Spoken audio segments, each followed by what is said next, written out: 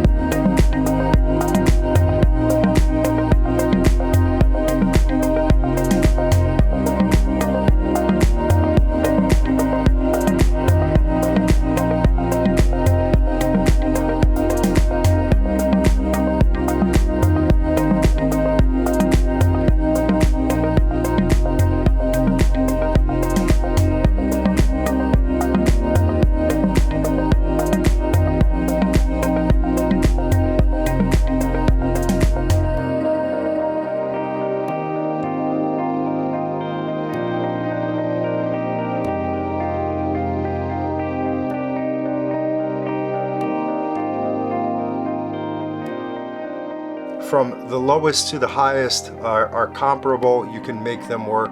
And I also wanted to see if these cameras actually can easily be matched as far as color goes, just using a simple Rec 709 and just seeing if those work well together, trying different frame rates as well.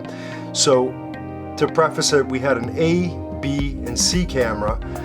We shot in 4K down res to 1080 so I can match them all up.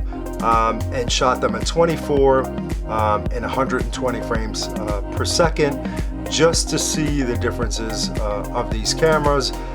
Pay attention to the highlights and things like that, and if there's any sort of kind of gradient, weird things happening in the footage, that'll usually give you a clue whether it's 8-bit or a 10-bit camera.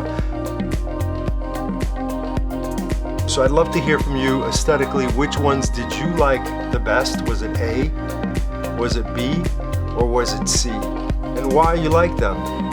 Again, just throwing it out there to start a conversation. So I'd really like to hear what you guys think about these particular images and if they work for you. Again, you can't go wrong with any of these cameras. It has to do what works for you and your workflow. Most of these cameras do a really, really good job of, getting you where you need to be. Again, it has a lot to do with lighting and how you control the environment. And even if the type of work that you're working on, whether it's basic interviews, things like that, you want to have some onboard audio. It's going to make your life so much easier, especially if you're a 1 or 2-man person. This will make a big deal, and the realities of it compared the cost, if you can buy 2 or 3 cameras for 1 camera and that works for you, for your environment and what you do, then that's the way to go. Again, it's completely all about the things that you do and what's right for you, not what's right for me or for any other YouTuber. It doesn't really matter. All I do on this channel is just try to figure out kind of all the things that I'm learning and what works for me and things that I've had for years. Doesn't necessarily always have to be the newest thing, but for me it's all about testing. I love rigging cameras, just makes it easier. It's all about the ease of use at the end of the day and what really works. You don't have to go with the most expensive to get something really beautiful out there. So again, don't stop yourselves from shooting because you're obsessing over some new camera or, you know, functionality, if it's 8K, 4K, whatever.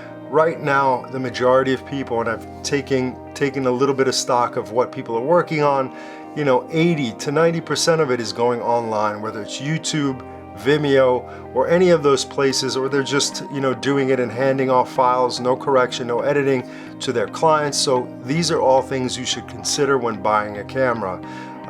Again, editing, if you're editing on an older machine and you're going with a camera that's got really high bit rates and it's problematic to edit, what's the point of even getting that camera, because you're going to be stuck wasting hours trying to edit these cameras.